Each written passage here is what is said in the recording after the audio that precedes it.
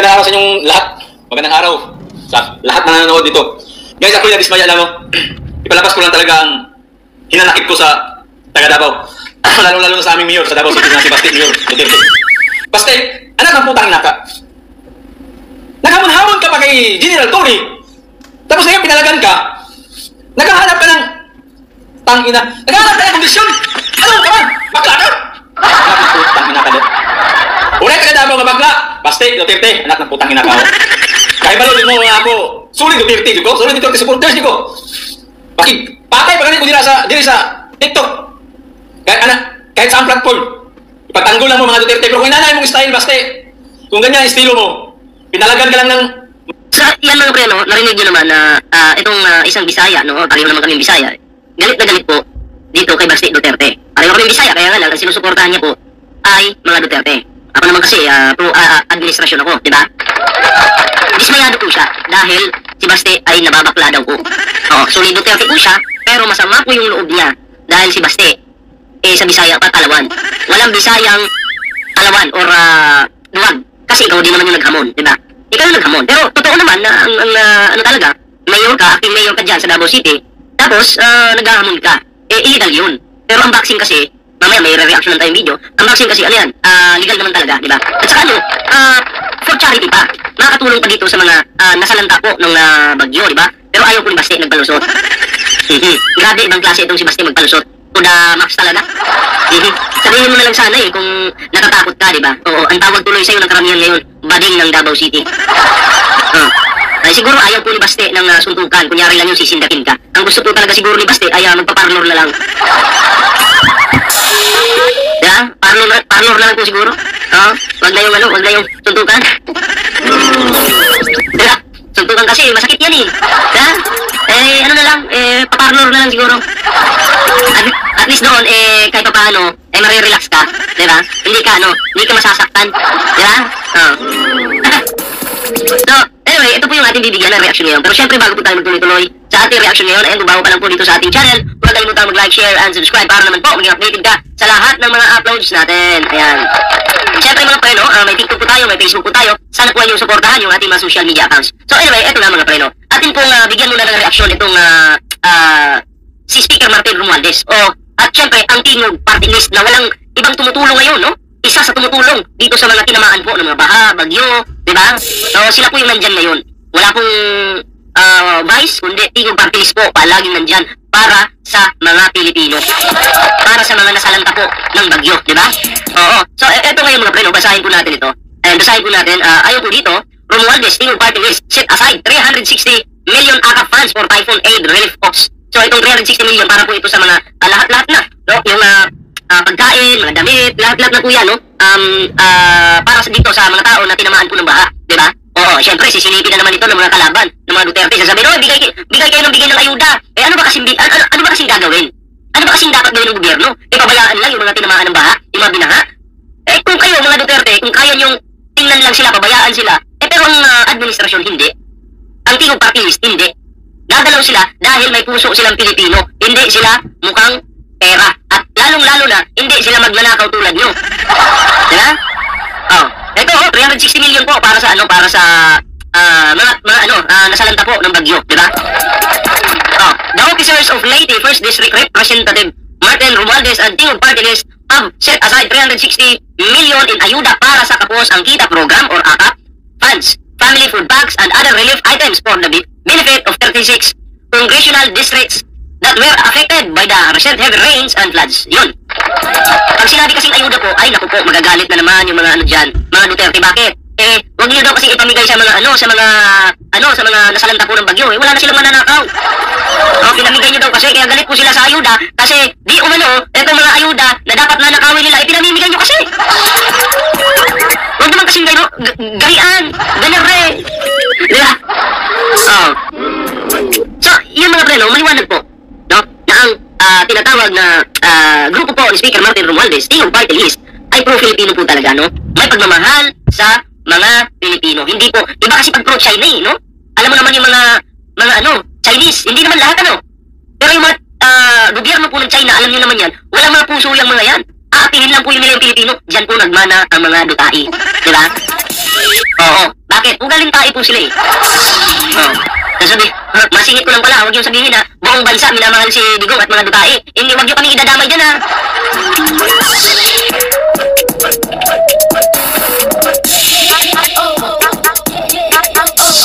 Mga tanga lang yung ano dyan, nagmamahal. Mga bobo lang yung nagmamahal dyan sa mga putong lupa na yan. Diba? So, yan ha, huwag po nating kalimutan ang Team Party List, mga Pilipino po yan. Ha? Para po sa Pilipino. At saludo po tayo sa PBBM administration, o di ba? Kinaiingitan ng lahat kasi matulungin po. Di ba? Matulungin. O, tatlong taon pa lang mahigit ang administrasyon na to pero marami na pong nagawa, di ba? Ngayon mga pre, tuloy natin itong reaksyon ng isang DDS na taga Davao na galit po kay Digong. I mean, Duterte, Bastos Duterte. Okay? Bigyan ko natin ito ng reaksyon. Ayan. Guys, magandang araw sa inyong lahat. Magandang araw sa lahat na nanonood dito. Guys, ako yung nadismaya lang. Ipalabas ko lang talaga ang hinanakit ko sa taga Davao. Lalo na sa aming mayor sa Davao City na si Basti Mayor Duterte. Yan ha, maliwanag yan ha. Kasi sinasabi ng iba eh. Ang mga taga Davao daw sulido tayo daw. Siya sulit naman. Yan lang, dismayado. Dahil ang kanilang mayor pala, puro lang bunganga, mahangin. Puro hangin lang pala. Ano po yung ibig sabihin ng puro hangin? Puro po yabang. Ibig sabihin, mayabang po ang kanilang mayor. Mayabang pero talawan. Ano yung talawan? Duwag. Diba? Yabang mo, ha? Harapan ng camera, ha? Gusto ko makasuntok ng unggoy. Sa bagay, no? Nung time ba, panahon ng tatay mo, nung maliit ka pa, binubugbog ka ba ng tatay mo? Kaya gusto mo makasuntok ng unggoy? Tama ba? Tama ba, Mazda? Gusto mo makasuntok talaga ng unggoy? Ha? Wala na ka na masusuntok ng unggoy. Kinulong na yung unggoy. Wala na eh. Nasa kulungan ngayon. Sino pa ba susuntukin mo kasi? Ay, naku po. Basta, anak ng putang ina ka. Anak ka daw ng putang ina. Kaya tuloy natin. Duterte. Basta, anak ng putang ina ka. Naghamon-hamon ka pa kay General Tony. Tapos ngayon pinalagan ka. Naghahanap ka ng tangina. Naghahanap ka ng kondisyon. Ito kasi maghanap ng kondisyon. Diba? Ikaw yung naghamon. Nung naghamon ka, wala ka namang ilatag na kondisyones eh. Diba? Nung si General Torre, syempre, pusong PBBM, pusong admin. Diba? Pusong matulungin. Iniisip lang yan, pangit naman ha, papalag siya sa suntukan sa'yo, illegal yun. Illegal yun. Kaya dinaan na lang sa boxing, at syempre, pag boxing, maraming mag-aabang, at maraming mag-i-sponsor niyan. At pag maraming mag-sponsor, makakatulong naman kayo sa mga nasa lanta ng bagyo, ng mabaha. Diba? Yun, may purpose. Hindi yung boxing-boxing lang na wala naman kayong mapapala. O pagpalagay natin, sige, wala kayong mapapala, pero at least sana, nakatulong kayo doon sa mga binagyo. Diba? Si Basti, wala eh. Hindi matulungin yan. Natakot. Dinaga yung dibdib. Hindi lang dinaga yung dibdib, inipis pa yung dibdib. Pero ang tapang niya sa bunganga. Pero pag sa gawa, bakla. Ang ngayon, ang tawag sa kanya ng karamihan, bakla ng Davao City. Di ka nahiya niyan. Pati mga DDS ngayon, ng mga vlogger-vloggeran, pinagtatakpan ka na para hindi ka lang mapahiya. Pahiya ka na eh. Sabi ng iba, ako na lang kalabanin mo, General Torre. Bakit? Hindi ba kaya ng lumpo ba yung ano nyo, Baste? Lumpo ba yan? Weak ba yan? Ay, naku po. Diyos mio, Marimar. Ano ka? Bakla ka? Bakla ka ba? Bakla ka ba daw, Baste? Ay, naku. Ayun ay katanungan. Anong yun? Kung bakla ka ba daw? Maraming napapaisip niyan, Baste. Kung totoong lalaki ka ba? Pag huwag na natin itong isali sa usapang lalaki. Kung gusto niyo, pag may usapang bakla, isali niyo po si Basti Duterte. Kung usapang bakla, isali niyo si Basti dyan. Hoy, Mari, magpa-parlor tayo. Ipa-straight natin yung buhok natin. Ay, ganyan usapan, pwede si Basti. Kung usapang parlor. Anak ng putang ina ka doon. Putang ina ka daw. Anak ka daw ng putang ina. Grabe yan, sakit nun, Basti. Supporter mo to. Supporter ko. Yung mga Duterte, minumura ka. Ulay taga Davao nga bakla. Wala taga Davao nga bakla. Kasi kahit po yung mga bakla sa Davao, matatapang po yan. Hindi ka uurungan yan. Hindi ka atrasan yan. Bakit? Alam ko yan. Bisaya din po ako, di ba? Basta tama lang sila, pero pag nagkakamali naman sila, humble po yung mga yan. Pero itong Basti na to, itong pamilya na to, kahit sila na yung mali, mataas mataas pa rin yung kanilang hangin. Diba? Mataas pa rin yung hangin. Walang pagpapakumbaba, ang yayabang pa. Ay, naku. Oh. Nawala. Bakla ka? Anak ng putang ina ka do. Ulit ka daw nga bakla. Basti, Duterte. Anak ng putang ina ka. Kaya balod mo nga ako. Sulit Duterte, di ko? Sulit Duterte supporters, di ko? Alam nyo daw, i-translate ko na lang sa mga viewers ko ng mga ano. Alam nyo naman daw na siya po ay Sulit Duterte. Ha? Hindi po siya Makamarcos. Hindi po siya Dilawan. Kundi Sulit Duterte. Pero ngayon po dismayado siya. Kasi pati po sila napahiya eh. Kasi akala nila, palag. Hindi naman pala. Sila po yung napahiya. Bakla daw. Diba, Steve? Patay pa ganun ko diri sa TikTok. Oh, ano daw siya. Burdagulan daw talaga dyan sa TikTok para lang mapagtanggol. Eto mga Duterte. Pero ang ginawa mo, Basti, dinismaya mo siya, oh. Kahit saan platform, ipagtanggol lang mo mga Duterte. Pero kung inanay mong style, Basti, kung ganyan ang estilo mo, pinalagan ka lang ng matanda na, parang umaayaw ka. Oh, uy, partida. Si General Torre po may edad na. Si Basti bata pa. Kung tutuusin po, mas malaki yung katawan ni Basti kumpara kay General Torre. Diba? Laman si Basti, bata pa. Oh. Pangalawa, malaki yung katawan. Oh. Ewan ko lang sa height kung sino medyo matangkad sa kanila. Kasi kami ni General Torre, mag-counting na lang. Mas matangkad ako ng kaunti kay General Torre. Kasi ako 5'11 po ako. 5'11 po. I think si General Torre nasa 5'10. O siguro mas matangkad lang si General Torre kay Basti. Kasi si Basti 5'8. Pero yung height kasi ni General Torre, di ko alam. Estimate ko lang yung 5'10. Okay? So, ano? Ayaw mo talaga? Lamang ka ng dalawa. Diba? Pangatlo. May pangatlo ka pa palang lamang. Oh. Anong tawag sa'yo? Kumbaga, agila ang tawag sa'yo, agila. Pero naging daga ka na. Lamang ka kasi grabe ang tapang mo sa bungangan mo. Si General Torre, wala. Patawa-tawa lang, minamaliit niyo. Eh, di ba mukhang maangas kang tingnan? Eh, so dapat pinalaman mo na. Ang bihira naman. Ano ka ba? Makadiscourage mo sa taga Davao. Kung inanay mong style, Basti, makadiscourage ka sa taga Davao. Kung ganyan daw yung estilo ni Basti po, yung mga Dabawin niyo, madi-discourage na po talaga. Dito sa mga ginawa ni Basti. Yung mga kanyang kayabangan. Totoo naman yun. Naniniwala ako dun. Kahit ikaw ngayon, taga Davao ka eh. Ang tingin mo kay Basti, maangas, leon. Agila, yung tingin nyo sa mga Duterte, yung pala, daga lang pala. Ano yun? Tangina ko taga Davao, kabalid ka taga Davao din ko. Barangay 19 ko. Barangay 19, saan kaya yun? Pareho na tagsuna. Pareho tagsun.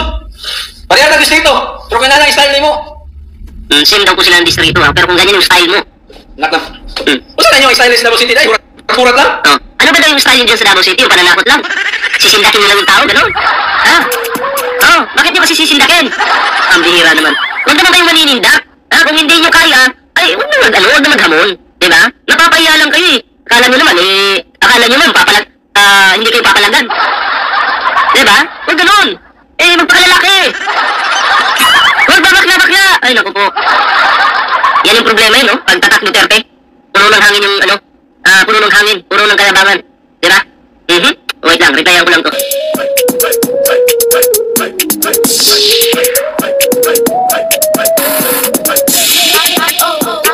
Okay, tuloy. Ang musukol sa inyo, siyempre hindi musukol sa inyo, kaya mga Duterte good mo. Di daw, ano din sabi? Nakna. Usa na yung style sa Davao City dai, kurat lang. Ang musukol sa inyo, siyempre hindi musukol sa inyo, kaya mga Duterte good mo. Kung dyan sa Davao maghamon, di talaga lalaban kahit sino dyan kasi mga Duterte daw sila eh. Kami mga tambay dyan, dati sa Davao City, hindi mo palag sa inyo, kaya mga Duterte good mo. Hindi daw sila, mga tambay daw sila noon. Dyan sa Davao City, hindi daw talaga sila papalag. Kasi mabaho daw eh.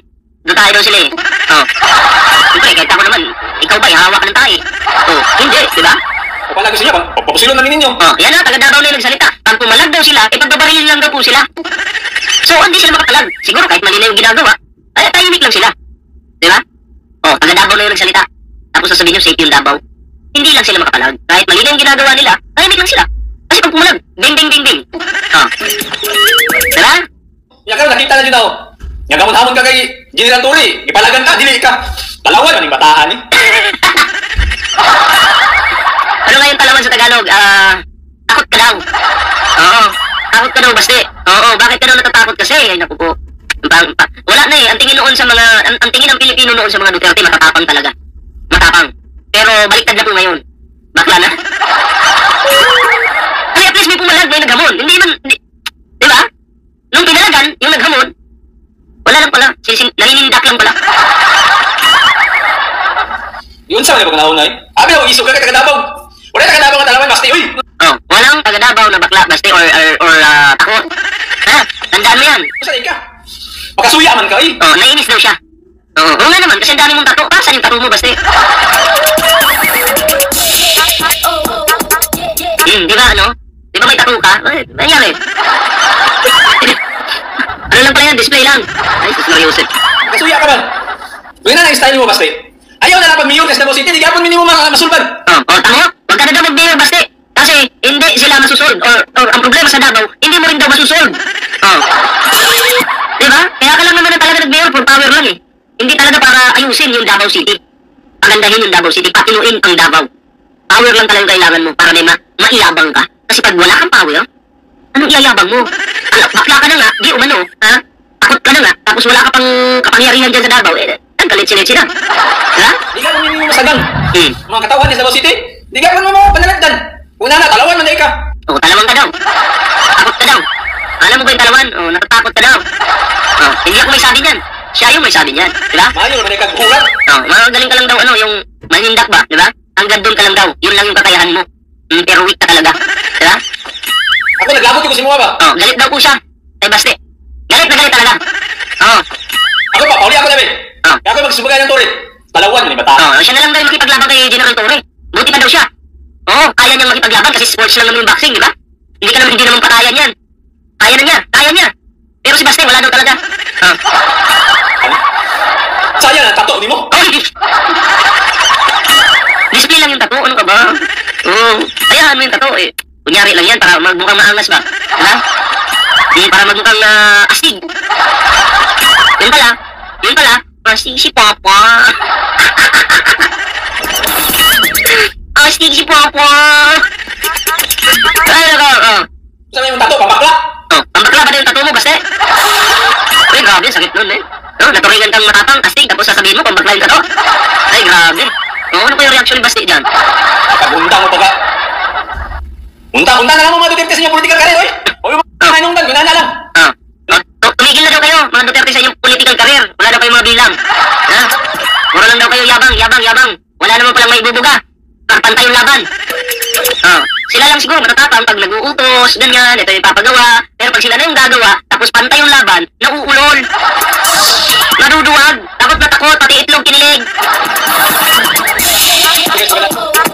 Naku po, anyway, yun lang naman yung kanyang video, no? Yun lang. Hindi ko siya kilala, okay? May nag-send sa akin ng video, pinanood ko. Sabi ko, nga, no? Taga-Davao, galit na galit sa kay Baste. Yari si Baste, no? Talagang, hindi nakaligtas sa mga Bisaya. Ang mga Bisaya, galit na galit ngayon kay Baste Duterte, okay? At least, unti-unti na po silang natatakuhan na yung kanilang mayor dyan sa Davao, acting mayor na si Baste Duterte ay ubod ng yabang, puro lang yabang, ha?